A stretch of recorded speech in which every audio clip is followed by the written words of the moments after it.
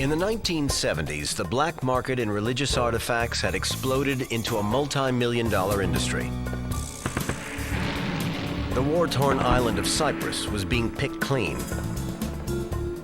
This is the story of how a sophisticated ring of smugglers ripped a sacred mosaic from the walls of a church, then tried to hawk it on the open market. Little did they realize that their greed would trigger a global hunt for its recovery that would culminate in a daring police raid which uncovered $40 million of stolen artifacts and changed the trade in antiquities forever.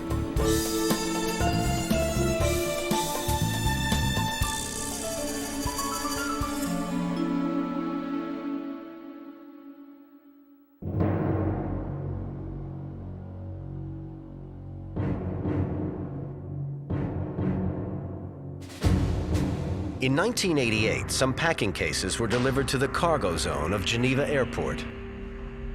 As the boxes were pried open, a series of mosaics were revealed.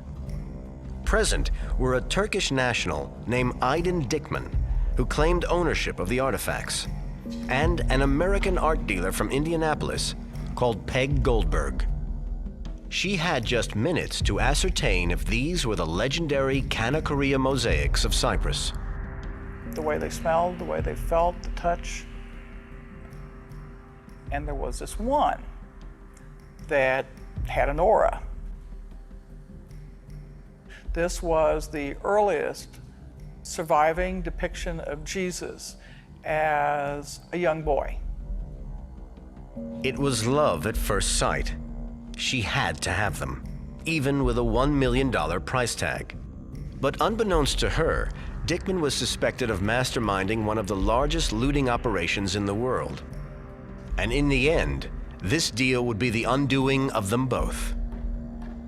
My reputation had been destroyed in the process, and the people now thought I was an idiot and a crook. The story begins in Cyprus, a small island in the Mediterranean, 1,500 years ago. In the church of Panagia Kanakaria, Christian monks used semi-precious stone and mother-of-pearl to create a dazzling mosaic. It depicted a series of images showing Christ and the apostles in extraordinary detail. They're very rare. There are very few mosaics of this date. It's like an impressionist painting. You need to stand back before the figures glow in front of you. If you go too close, they're just pieces of stone and glass. Cloistered away in northern Cyprus, the Kanakaria mosaic endured the ravages of time until 1974. On July 20th, the country was ripped in two when Turkey invaded the island. For centuries, the Christian majority had coexisted in relative peace with a Muslim minority. Now they were forcibly separated by a border that cut the capital in two. The northern third of Cyprus fell under Turkish control and became Muslim. The rest was Christian. In the chaos that ensued, tens of thousands of people were forced to flee, and places of worship on both sides were left unguarded. It wasn't long before looters moved in. Broke my heart. I saw piles of icons burning. It was like an aggressive atmosphere there. I mean, it was, you know, you dealt with people from the army, or you dealt with people who were, you know, robbing churches. Dutch art dealer Michel van Rijn had already made his first million smuggling Orthodox icons out of the Soviet Union. Now he turned to Cyprus. What was conspicuous about Michel van Rijn was his very good eye for the important. There's no point operating on the looting level without being able to sell. And the importance of Michel van Rijn was that he was a dealer, he had his contacts, he could become the middleman between the looters and between museums and other collectors. In the international art world, religious artifacts were skyrocketing in value. A black market developed that was exploding in Cyprus. I would be a hypocrite if I would say that, you know, it's for the glory of mankind. I was enjoying making the money, having the action, but at the same time I made a tremendous private collection. Perhaps the greatest prize, the Kanakaria mosaic, was lying in an abandoned church in northern Cyprus. Sometime in 1979, two men waited for dusk to fall. They were seen entering the church with a long wooden stepladder and some tools.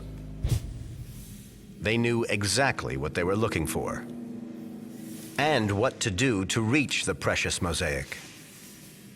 But most of all, they knew how to rip it down. It was painted over with glue and covered in muslin to stop any pieces from falling. Then they set to work, brutally chipping out the ancient artifact.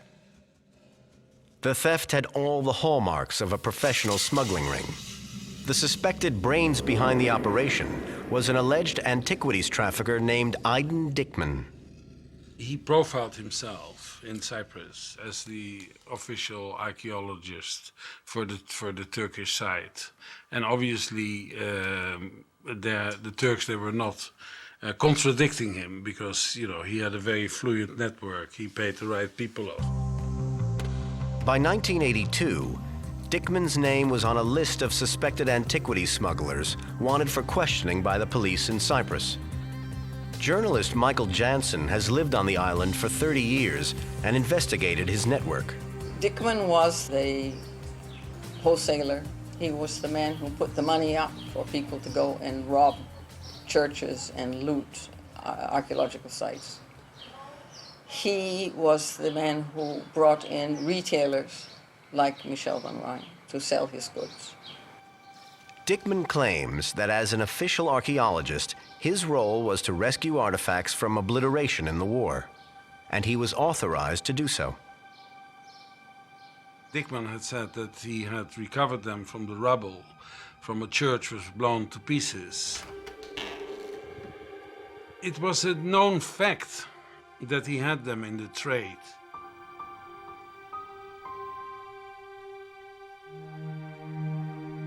This is where they were. Whether Dikmen himself ordered the theft of the mosaics wasn't clear, but some of them ended up in his apartment in Germany, where Van Rijn first saw them. They were revealed to me just piece by piece, and it was like seeing the Mona Lisa of Byzantine art. You know, sparkling. They were alive. And you can see that they cut it out in pieces. There's still a scrap of the mosaic left in the apse here. And the rest has all been just ripped off the wall. And I think it's maybe even more shocking now that I see it in real life. All I can say, it's an abomination. For a dealer in religious icons, it was an opportunity too good to pass up. Back in Dikmen's apartment in Munich, Van Rijn seized his chance. The mosaics were, you could say, long forgotten by everybody. So we thought it was safe to deal. If they came from the rubble, we didn't know, but I must tell you honestly also that we went for the deal. He took out an option with Dikmen on the ancient artifacts and went in search of a buyer. But who would touch them? His first stop was the Antiquities capital of the world.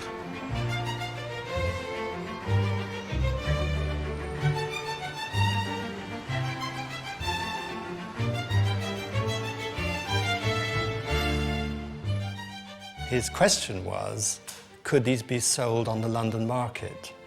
My answer was rather simple, that they were completely unsellable. I thought in any market, since any specialist would instantly identify these extremely rare mosaics. Across the world in Indianapolis, Indiana, Peg Goldberg had recently given up a career in local politics to become an art dealer. I really wanted to work for myself, and I figured that way if I succeeded, I got the credit emotionally, and if I failed, I had nobody to blame but myself. Goldberg was a small-time dealer, but she had some big-time connections. Early in 1988, she got a call from a wealthy Japanese client looking to spend $3 million on a painting by the Italian artist Modigliani. It was the break Peg had been waiting for. In the 80s, you know, $1 million painting or a $2 or $5 million painting was a big sale.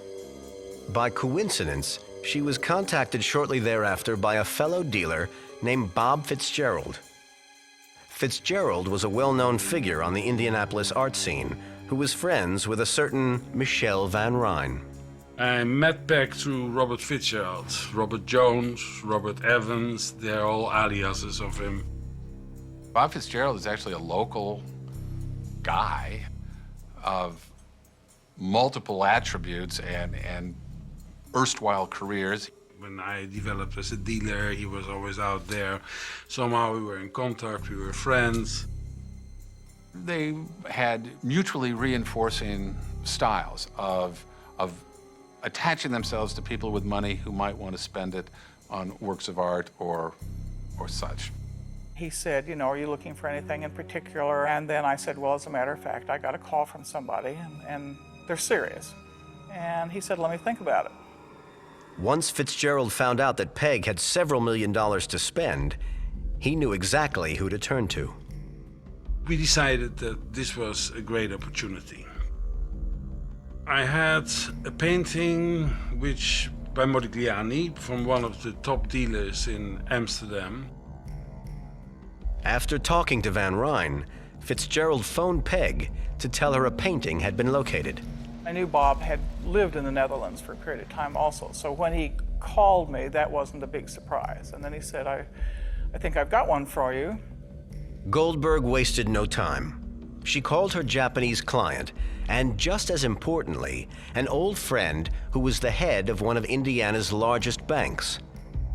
She needed him to loan her the $3 million for the painting until she could sell it on to her client. He agreed. At the end of June, Peg Goldberg flew to Holland. She came with a letter of credit of a couple of million to buy this Modigliani. Peg met Fitzgerald and the owner of the Modigliani. He showed her the rare painting and invited her to examine it. There are only 4 surviving very large nudes that Modigliani did, so this would be the 5th or the 6th, as the case may be.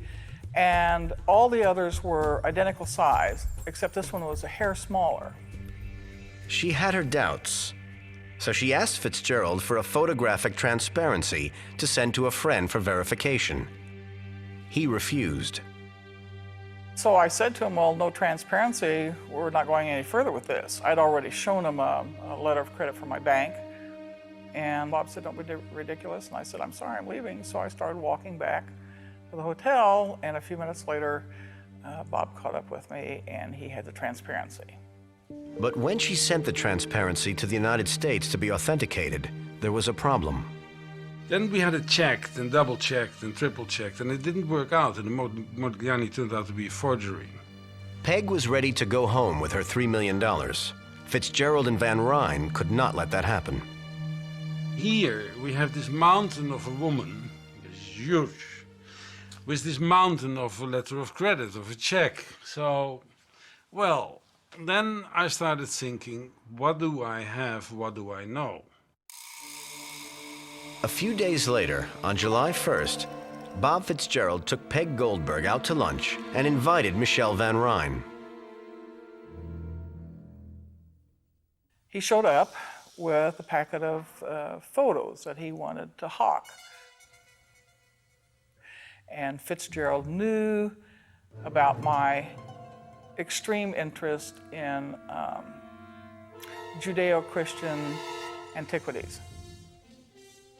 What Van Ryn was bringing were these Byzantine, endless Madonnas, blood and gore, very stylized photos.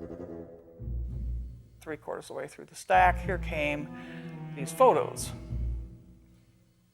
And I did an immediate double take.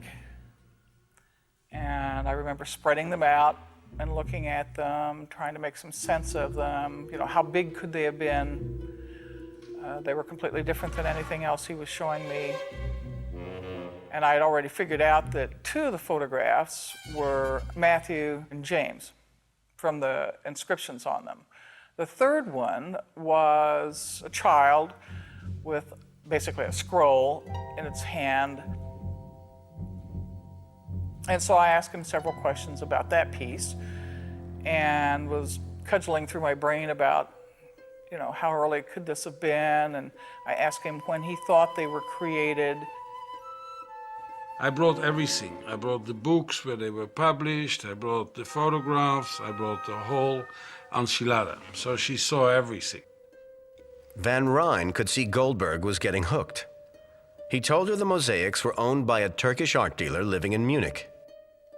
He talked about that the church was in ruins and after the partition of Cyprus basically no longer existed, and that Dickman was a very important antiquities collector and dealer.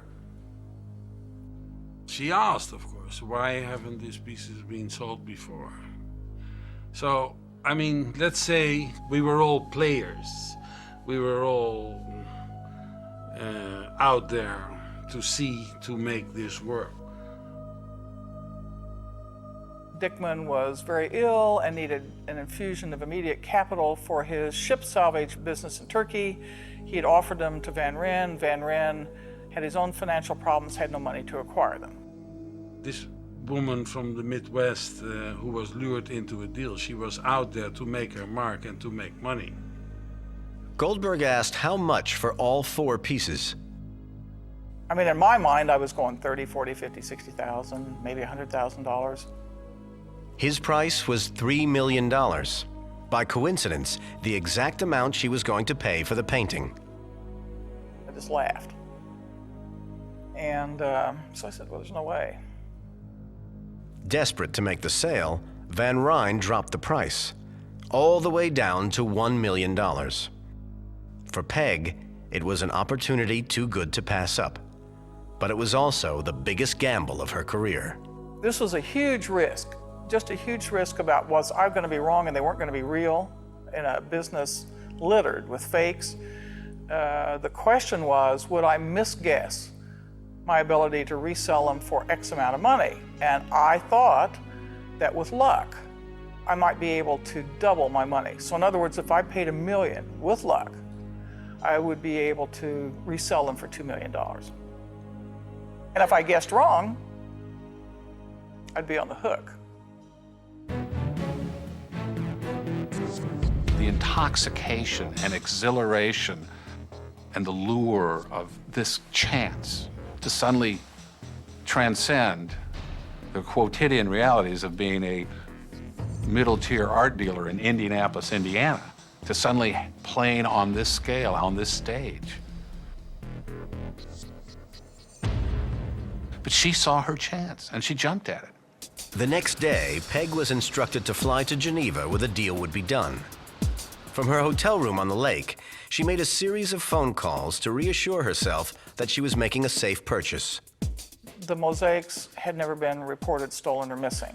To Interpol, FBI, Customs in any country. So this was very reassuring to me. Also, by this time, Fitzgerald and Van Rijn's attorney from LA had showed up, and you know, he had given me reassurances. He had talked to Zeke, my attorney. They'd gone over the potential contract. We'd negotiated the terms, so I was very comfortable. On July 5th, Goldberg went alone to the cargo zone of Geneva Airport to meet the man she assumed was Dickman. I'd been told that Dickman was terminally ill with liver cancer. This man was jaundiced, sweating profusely, essentially non-communicative. For the first time, Goldberg was able to see if the mosaics lived up to the promise of the photos. There was this one that had an aura and immediately stole my eye. It was his eyes, it was his gaze, the whole countenance, the utter simplicity. It was unlike any others that I had seen, and I'd seen thousands. Inside the crates were fragments of a young Christ, Matthew, James, and the Archangel that had so captivated her. They were in even worse shape than I expected them to be. You know, I started to touch a piece and it kind of crumbled in my hand. I got down on my knees, I smelled them and eyeballed them, trying to figure out, you know, how they had looked on the wall. I mean, it's all very stupid things that most dealers would make fun of, but for me, it's how I sense things. She had just a few minutes to verify the authenticity of the piece before sealing the deal. I went back through my list of questions. What else had I failed to think of? Because I certainly didn't come from money, and this represented essentially my net worth that I was putting up for grabs. And I was satisfied.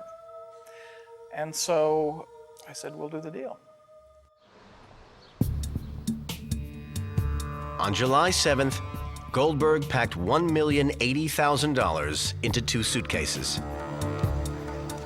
She handed them over to Bob Fitzgerald at the airport and flew back to America with the mosaics. Fitzgerald, meanwhile, took the money to Amsterdam for Van Rijn to divvy up. I paid the Turk, I paid Aydin Diekmans 350,000. I might have nibbled them down because that's the way it works afterwards, a little bit more. And I split the rest with Fitzgerald, with my partner. Safely back in Indianapolis, Peg could examine her purchase in earnest. I did some more research, got a couple of my friends in the field of religion, started putting things together, discovered and verified, at least to my satisfaction and everybody else's, that this was the earliest surviving depiction of Jesus as a young boy. And they were one of only, I believe, 4 mosaics or frescoes any place in the world that had survived total destruction. Goldberg was ready to put the mosaics on the market, but first she needed to send the ancient relics to a local restorer. He stabilized the artifacts, which means he did enough to prevent them from falling apart. I mean, these are crumbling old mosaics, and they're moving around a lot. Even though I think they were well packed, any kind of movement, any kind of stress is ultimately going to be bad for these pieces. Because they come from arches and, you know, from walls, she thought probably as a picture, a lithograph dealer, that they would be more valuable if they would be completely. So she had them flattened, straightened out, which takes also part of the beauty away. The time had come to get one of the apostles valued. Goldberg was in for a shock. I had transparency shot and sent it to Sotheby's in London. And to my absolute disbelief, the next thing I know, they're on the phone to me going, this will be the most important antiquity to come on the market in the 20th century. You know, we will give you a written guarantee of the equivalent of $4 million. I was really staggered. Sotheby's soon had second thoughts and withdrew their offer. But Goldberg calculated that if one apostle was valued at $4 million, then all 4 might be worth $20 million. If you do the simple math, you know, 4 times 4 is 16, and Jesus and Mary, if you want to look at it crassly, was twice the size of the others, and that's where the figure of 20 million came up from. What was I supposed to do if Sotheby's said, you know, you will get $20 million, go, gosh, I really only want 1.5? But Goldberg wanted more than just money. She wanted to ensure that the mosaics remained in the United States. I thought, wouldn't it be better to sell them to someone so I could visit them? That way, the world could appreciate them. One of Goldberg's intermediaries contacted the Getty Museum in Los Angeles to offer its curator, Marion True, the mosaics. It was to prove a tactical error. I heard that she offered them to the Getty Museum from Fitzgerald, and I knew there was going to be problems in paradise then. These Kanakaria mosaics were too hot for anybody to handle. And she might have got away with it if it hadn't been for Marion True, the Getty Museum curator. True recognized that these were the mosaics looted from the abandoned church. She contacted the Republic of Cyprus and reported Goldberg. Getty Museum itself informed us about it. That somebody was making inquiries and approaches to the museum to sell it to the museum. The Kanakaria mosaics were such an important part of Cyprus's cultural heritage that they could not possibly allow those mosaics to sit in an American museum or a private collection. They had to claim them back. Van Rijn was furious at the turn of events. Well, we told her to sell them privately. Well, we were not that stupid that we couldn't think of the Getty Museum ourselves that time, but, you know, we were very wary. We found out that Peg Goldberg was an artist or an owner of a gallery, a small gallery in Indiana, and so we ran after her. Goldberg had no idea that Cyprus was mounting a landmark campaign to rescue the mosaics of Kanakaria and bring them home. But she was about to find out. We've already had a little pre-celebration dinner, and this woman who looks like a guard comes over and asks if I'm Peg Goldberg, and I said yes, and the next thing I knew, she served me. I was just in shock. I'd been sued personally, and my company had been sued. The next thing I know is I glance at the newsstand, and I'm the headlines. The city editor came up to me with a legal filing that had been brought to him from the Federal District Court by one of our other reporters. He handed it to me, and he said, should we pay attention to this? I looked at the front page, saw that it was a lawsuit from Cyprus against a local art dealer having to do with potentially smuggled or stolen antiquities. I knew enough about that to say, well, I think potentially this is a major international news story. Peg Goldberg wasn't the only one in the news. Included in the court documents was a bill of sale bearing the name of Aiden Dickman. It purported to make the sale of the mosaics legitimate. The alleged smuggler had become a household name. We did call a phone number in Germany listed under Aiden Dickman's name.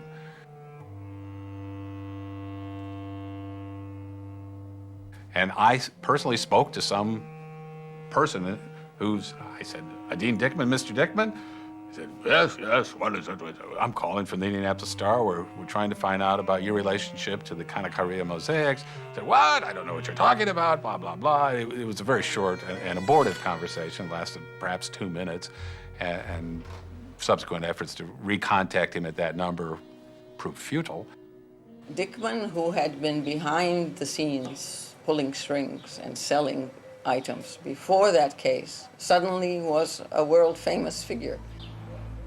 His name was now linked with the international trade in stolen antiquities. He blamed it on Van Rijn, which was rather unfair because Michel did not expose Dickman. It was the deal that exposed Dickman. But he forgot that he signed himself. And he sent people after me. Van Rijn claimed he feared for his life and went on the run. But neither he nor Dickman had been called to testify in Indianapolis. Only Peg Goldberg would stand trial.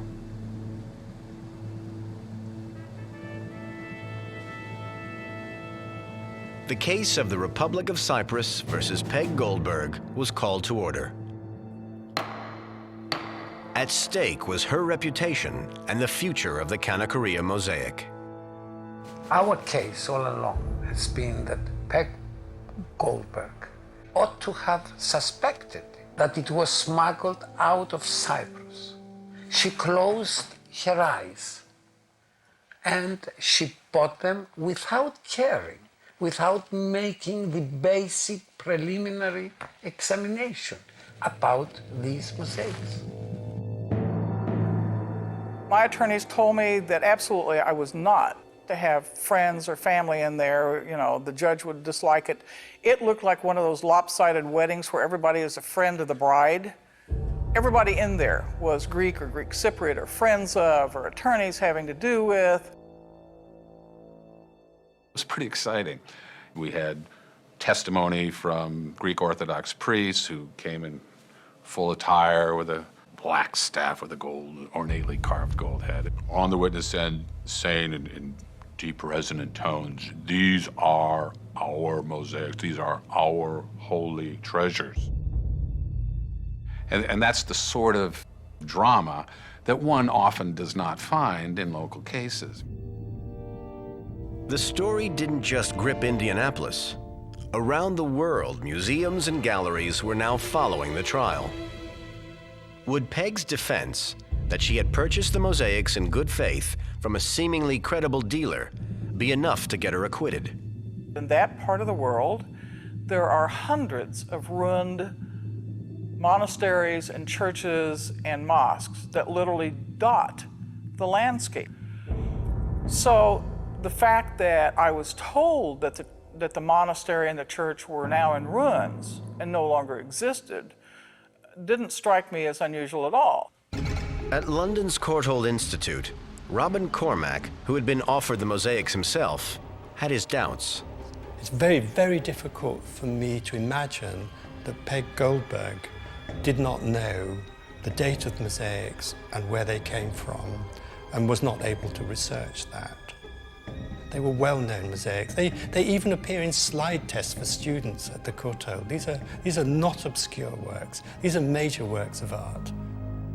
The trial against Peg Goldberg lasted for 6 days. She's a woman, I think, of great strength, and she maintained her composure pretty much throughout the trial. I think there were moments where Peg's otherwise unflappable confidence got flapped. I mean, really, I was not scared as much as I was outraged. I thought, well, when are these people going to go away? I've been told by everyone I can think of and everyone the government can think of, you know, that they have no legal standing. These pieces have been out of the country years ago. After deliberations on August 3rd, 1989, Judge Nolan ruled that the mosaics belonged to the Church of Cyprus. And worse still, Goldberg should have known, or at least suspected, that she was dealing in plundered art. It was a landslide against me. The judge ruled that I was too intelligent not to know that the autocephalous Greek Orthodox Church of Cyprus would have rights in perpetuity to any item that had exited their church on either side of the island. The decision sent shockwaves around the art world. Museums that had turned a blind eye to the origin of some of their pieces now had to sit up and take notice. That case, I think, was the beginning of the transformation of the situation on the art and antiquities market scene, where museums and collectors and dealers started watching their back. In Cyprus, journalist Steve Mannheimer was attending a concert with the president when the verdict was handed down. The president gets up on stage, interrupts the orchestra, and announces in Greek, "Great news from Indianapolis, we've won the case." And the crowd goes wild. I mean, everybody in the auditorium, it was difficult perhaps for me to understand how truly important this was to the average Cypriot citizen, Greek Cypriot citizen. And the auditorium erupted in applause, and the orchestra struck up Beethoven's Fifth. Da, da, da, da.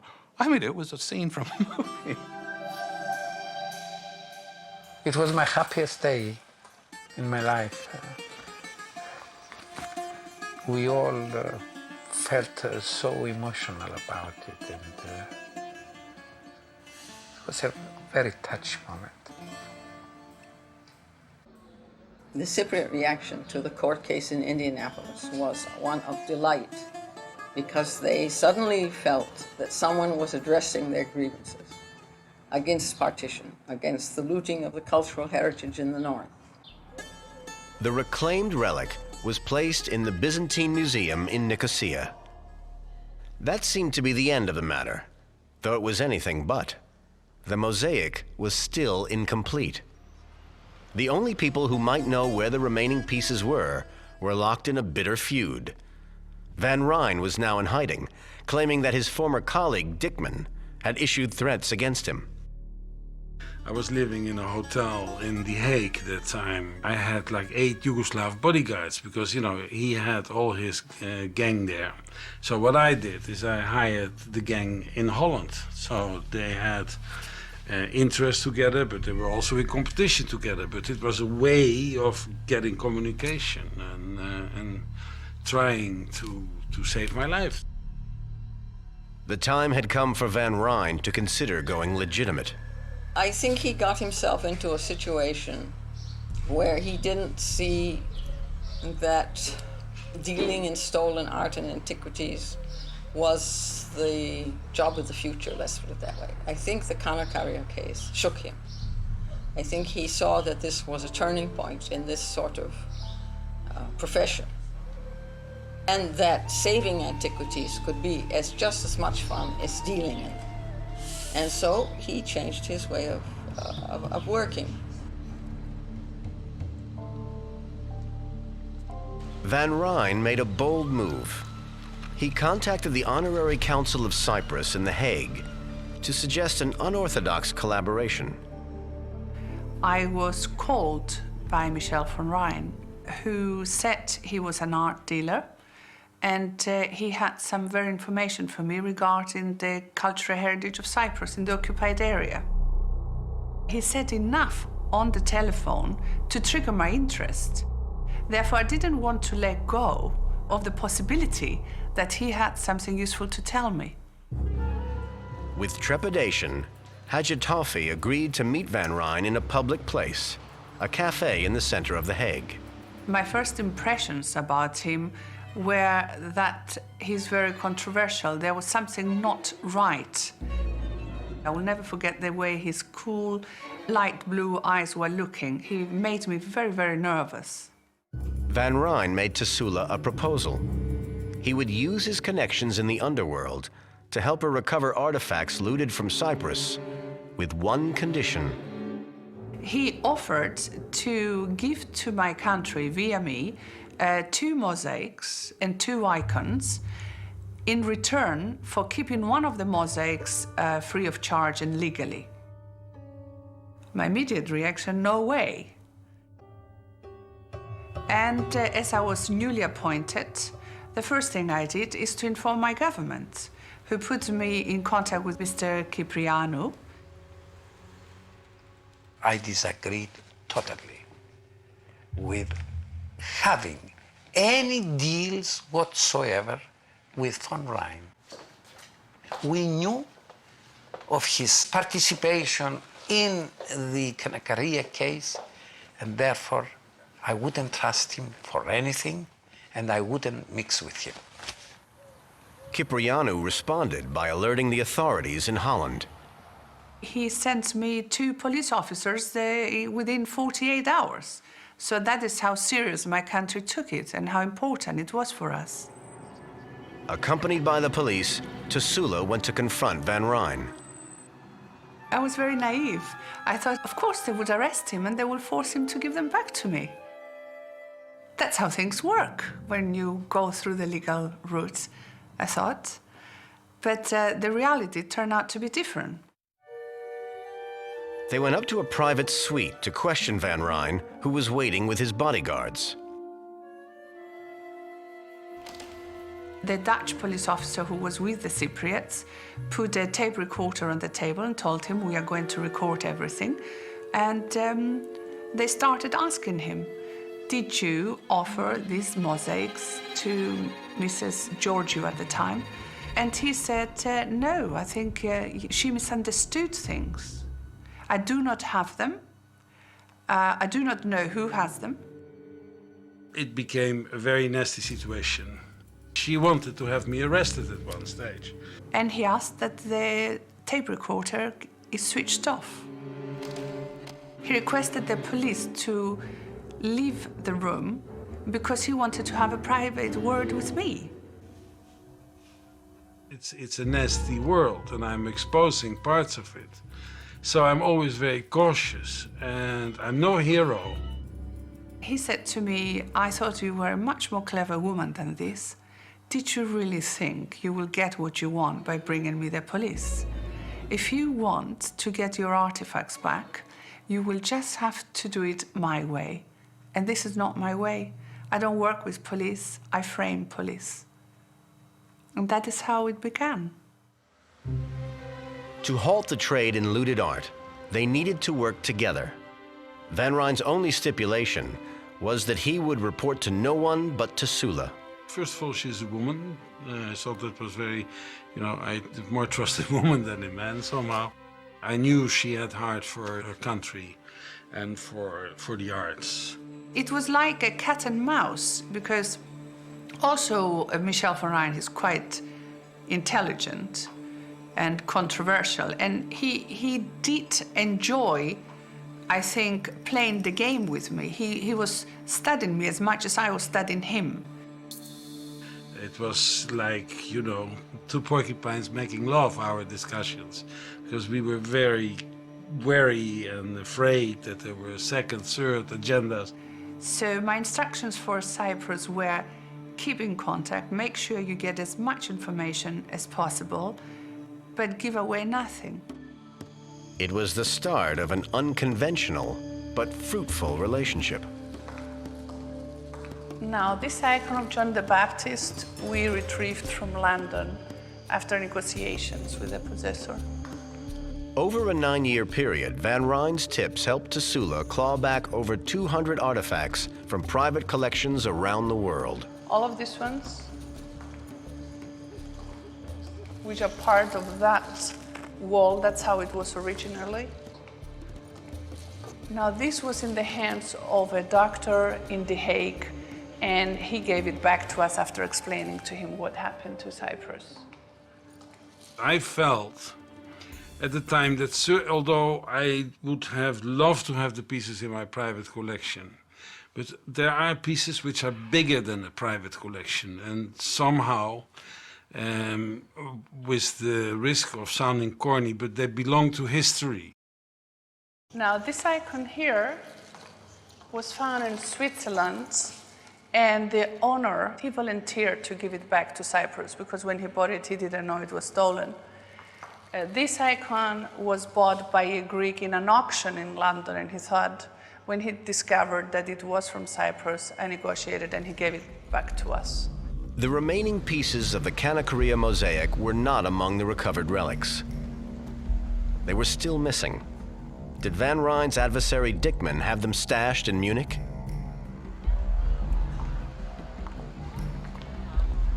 Finally, Sula got the call she was waiting for. He said to me, okay, I'm going to help you now to make the biggest discovery of the century. I thought, oh, well, perhaps this time he's serious. Van Rijn had a plan to go after Dickman. He said, well, I need money to go and buy these artifacts on behalf of Cyprus. Van Rijn wanted $500,000 to buy another piece of the Kanakaria mosaic from Dickman and incriminate him in the process. You have to trust me on this one. You really have to trust me. I can only get them with money. And I said, are you perhaps buying from Dickman? And he says to me, no, there are various, but Dickman could be one of them. Sula took his offers straight to the Archbishop of Cyprus. He said to me, do you really believe that Van Rijn is going to deliver? I said, Your Beatitude, I must be honest with you. My logic says no, but my instinct says yes. The Cypriots agreed to front the money for Van Rijn to trap Dickman. It was the first step in an elaborate sting operation. Without meeting Dickman directly, Van Rijn would pose as a Greek millionaire who wanted to buy the mosaic of St. Thaddeus from Kanakaria. It was a risky maneuver. If Dickman rumbled his identity, Van Ryn feared that he might take revenge. You go alone, because in this world, if you don't show that you have the balls, I'm sorry, I don't have another word for it, to come alone, you're not a player. Van Ryn set out from Amsterdam, bound for Germany. His underworld contacts had set up a buy from one of Dickman's gang. I was traveling with a lot of money also, which was my money, because the church didn't want to pay up front, because they thought, we're not going to give Van Ryn a couple of £100,000, because the next day he's on a nice tropical island, probably. They would meet in a casino parking lot in Wiesbaden, Germany, to do the deal. Or so he hoped. So I saw the guy who I had as a mutual friend between us, and I trusted enough that he wouldn't sell me out to Dickman, but you never know. The two men casually headed inside, leaving the money and the mosaic behind in the trunks of their cars. They could have organized to have somebody there to have my car burgled. You know, they're professionals. After several hours, the two men exited the casino. If all went to plan, Van Ryn was about to take possession of another piece of the mosaic. They exchanged the unopened packages. I was concerned because, they didn't count the money and I didn't see the mosaic. He headed off into the night, checking repeatedly that he wasn't being followed. Once safely across the Dutch border, he pulled over to check his precious cargo. I opened the trunk and I lifted the box. And in the light of the stars and the moon, it was like an explosion of stars. It was right, spot on, beautiful. Closed the car, zoof, went back. Van Ryn drove through the night to the ABN AMRO Bank in Rotterdam to deliver the mosaic to Tesula. The first thing he said is, please look at me straight in the eyes and tell me, will you have me arrested? And I said, Michel, I wish I could, but you've only got Thaddeus today. So I need you, and you know it, and I know it. Van Ryn had proved himself to the Cypriot government. Now he needed to ensure that Dickman was put behind bars. And only the police could do that. I couldn't knock him off because it's not my MO. I had to do something, so I thought the best thing to do was a sting operation. So. The sting operation would involve officers from Munich, led by Peter Kitchler, head of the art theft unit of the Bavarian police. Mr. Dickman was on file with us, but even though his name had come up in connection with other questionable deals, he himself had never been arrested.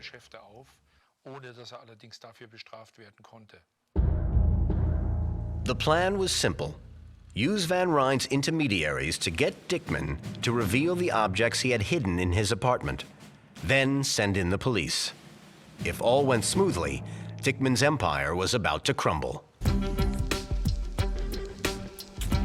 Van Ryn and Tesula Hajitofi took up their position at the Park Hilton. My part was that I would be with a team of policemen in the hotel next to Van Ryn, and Van Ryn would be on the telephone with his collaborators, pretending he was this rich Greek guy. But if you do a sting operation like this, everything can go pear-shaped in 1 second. Van Ryn set to work, luring Dickman into the trap. He instructed his middlemen to offer him $5 million to clean out his stock of artifacts from Cyprus. If the ploy worked, an unsuspecting Dickman would reveal all to Van Ryn's henchmen. In this case, it was crucial that our informer played an active role, because otherwise we would never have been able to get access to the items. On a cue from Van Ryn, the police would send in a 30-strong SWAT team, but not until his accomplices had safely left Dickman's apartment. Say, look, you have to leave immediately, police, etc. They didn't ask questions, they were out. I didn't want to take the risk that they were going to be arrested. They walked out of the apartments of Dickman, and then Van Ryn gave the go-ahead to Mr. Kitchler.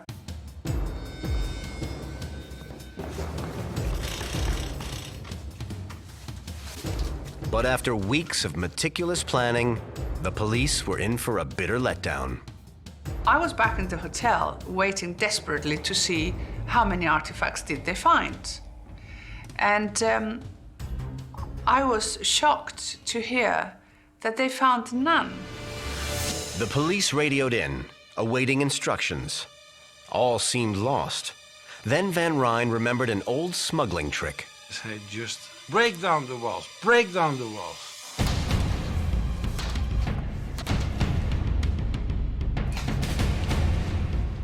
Ten minutes later, they were calling me and said, bingo, that's it. The walls, they came down, and it's one Aladdin's cave, it's one treasure trove. It was an unprecedented discovery. Stashed behind false walls were suitcases and boxes containing some 4,000 pieces from half a dozen civilizations, with an estimated value of $40 million. Here it is, all arranged according to origin. The vases are from Bulgaria. The gourds, the coins and icons from Cyprus. It's all still here. We haven't returned anything yet. Among the artifacts was another precious piece of the Kanakaria mosaic, St. Thomas. When we first confiscated it, we realized it was an ancient piece, but none of us knew its exact value.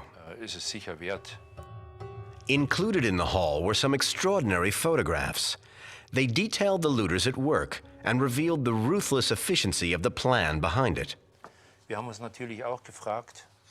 We were wondering why someone would have photos of looting, but we assumed that they took them to prove where the pieces came from.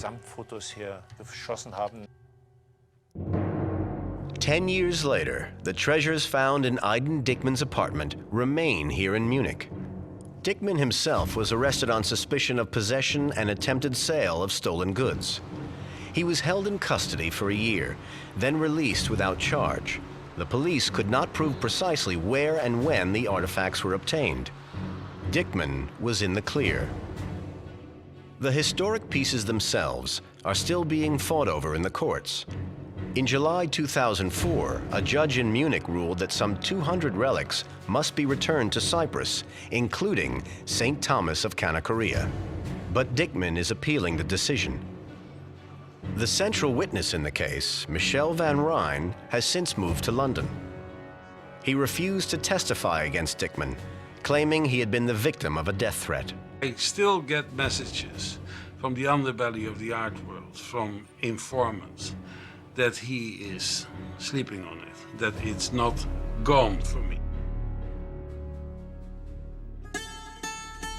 The 3 remaining apostles plundered from the Church of Kanakaria have never been found. So for now, like the island of Cyprus itself, the ancient mosaic remains divided, and Tasula must continue her quest. I was very naive. I thought I would pack them and take them back to Cyprus. That was the whole idea. I convinced the Archbishop to take this calculated risk, but a risk. And there was so many people pulled together, a whole team, German police, Cypriot police. And I realized that the world doesn't work like that. Money shouldn't be allowed to buy everything.